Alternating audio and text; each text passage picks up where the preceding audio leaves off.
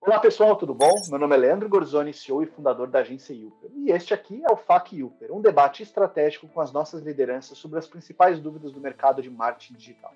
E hoje eu estou aqui com o Gabriel Souza e com o Cristiano Santos, nossos coordenadores de SEO aqui da agência. E vamos ao debate, pessoal. Qual a diferença entre trabalhar SEO para o varejo, majoritariamente e-commerce, e o mercado de serviços? A gente sabe que tem aí grandes diferenças de estratégia. Na verdade, eu quero ouvir de vocês essas diferenças, né?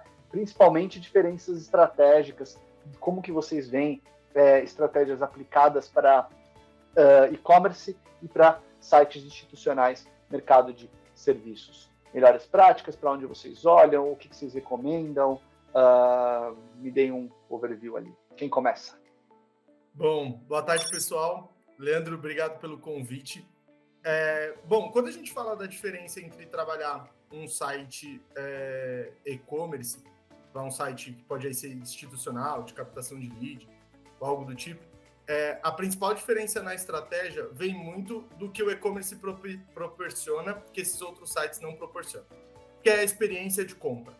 Então, eu tenho que garantir, dentro da estrutura do meu site, que esse processo de compra seja o mais fluido e mais agradável possível. Isso vai impactar diretamente nas minhas estratégias de SEO, porque eu vou ter que olhar para a composição do meu site de maneira diferente. Então, quando eu quero posicionar uma página, por exemplo, de produto, para uma palavra-chave que a gente chama long tail, uma palavra-chave mais extensa, mais específica, com um volume de busca um pouco menor, o nível de concorrência também um pouco menor, mas uma alta taxa de conversão.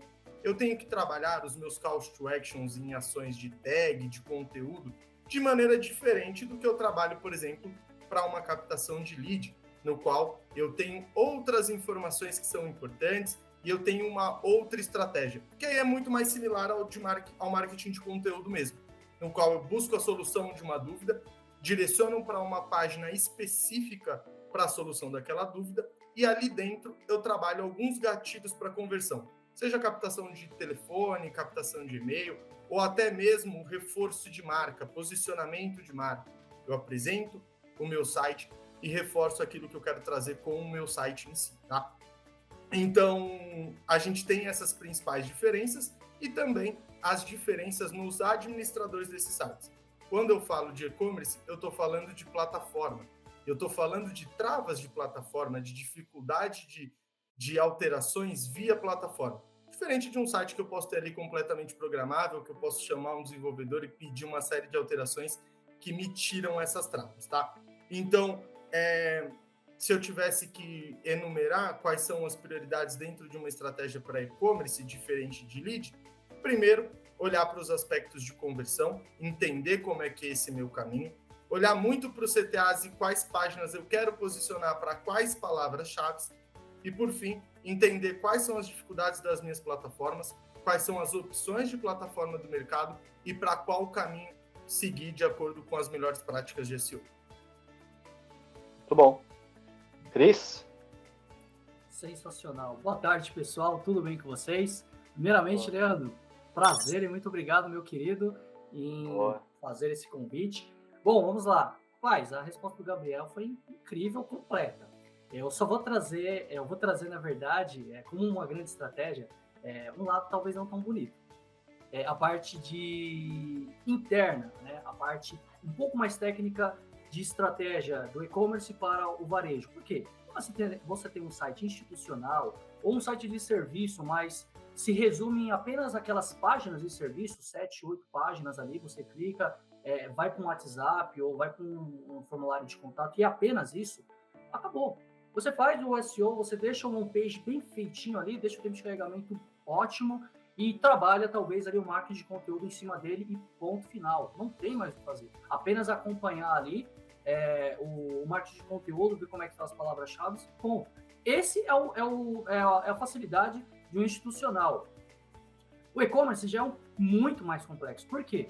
Porque você tem produtos, você tem categorias, você tem variações de palavras. Então, você tem outros grandes problemas que você não encontra em um site institucional. Por exemplo, você pode ter produtos canibalizando. O que é canibalizando?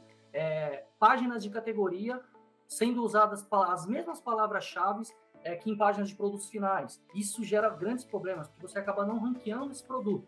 Então, como grande estratégia, olha com muito cuidado, com muita peculiaridade para cada produto, estrategicamente a categoria, como que ela foi formada, a URL disso, como que ela foi formada. Por quê? Você pode ter, como eu disse, páginas canibalizando, você pode ter páginas duplicadas. Sabe quando você tem a camisa, você está vendendo uma camisa e as suas variações, azul, branca, verde, PNG, cada uma dessas versões é uma página, é uma URL diferente. E se você não tomar cuidado, principalmente em canonizar, o que é canonizar? É você colocar um código ali dizendo que, olha, todas essas páginas, elas são referente a essa página principal aqui, ó, tá? Porque senão o Google vai indexar tudo e tudo vai ficar brigando uma com a outra de querer ranquear. Isso não pode acontecer.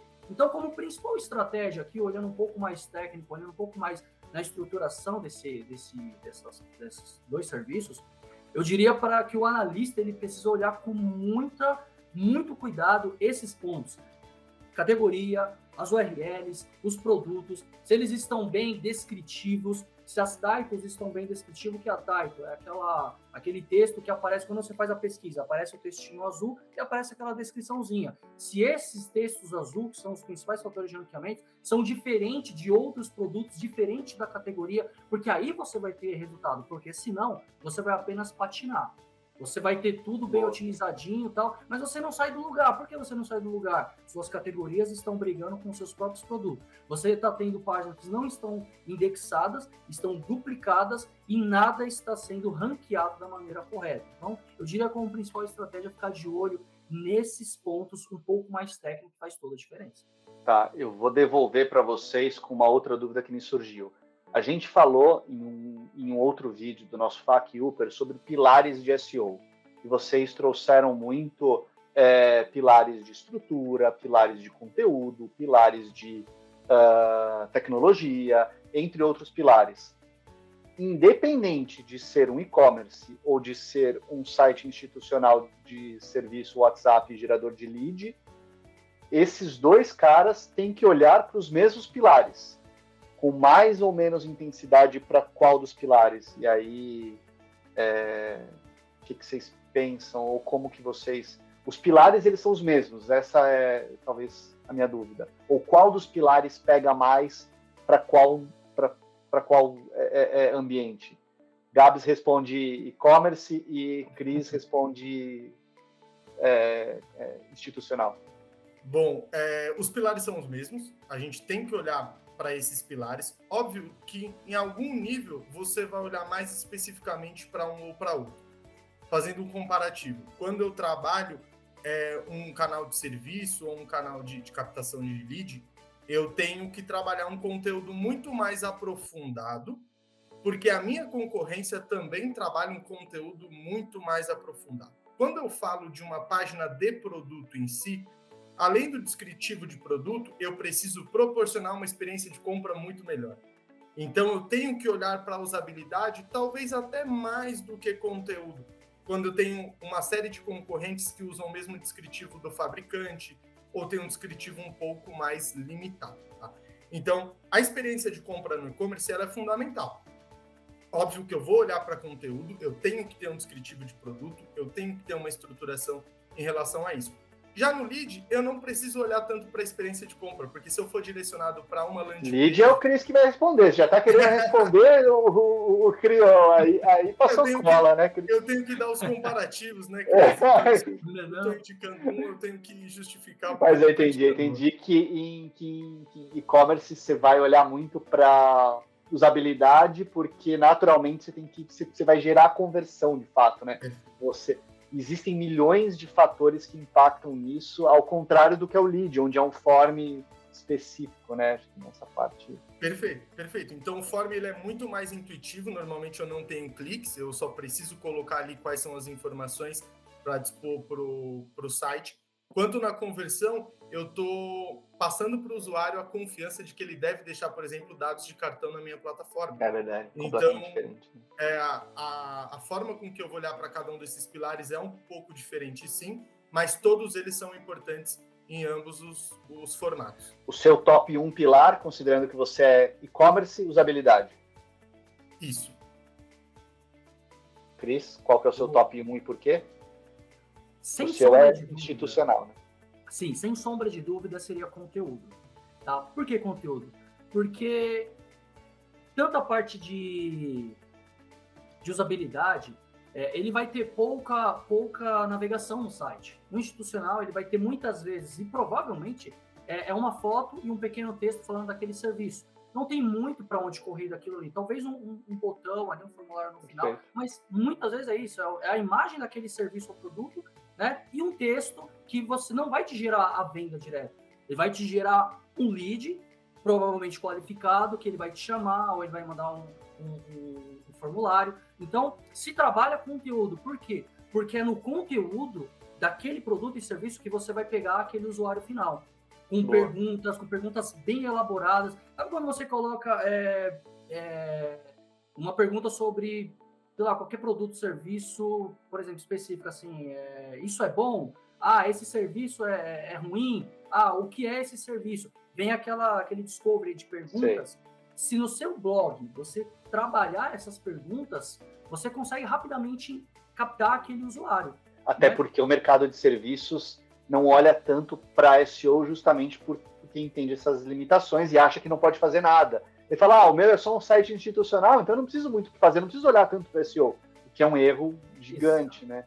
Exato, ele se engana porque se ele tem só o site dele, institucional, e não tem um conteúdo, um marketing de conteúdo é o que vai movimentar. Eu diria que seria o coração do site, que vai bombear todo o sangue para o site, porque senão você vai ser indexado, mas você não vai ter relevância, porque você não é ativo, você não tem conteúdo, você não é autoridade no que está falando. Como você sabe que é autoridade falando daquele assunto? Porque você fala constantemente, você mantém um conteúdo ativo a todo instante, o Google vai entender e falar, opa, ele é ativo, ele fala. Então, dessa forma você ganha. Então, eu diria como pilar, conteúdo sem sombra de dúvidas. Muito bom, muito bom. Show de bola. Obrigado pelas respostas. E você que gostou do nosso debate, acompanhe outros debates aqui no nosso FAQ Upper.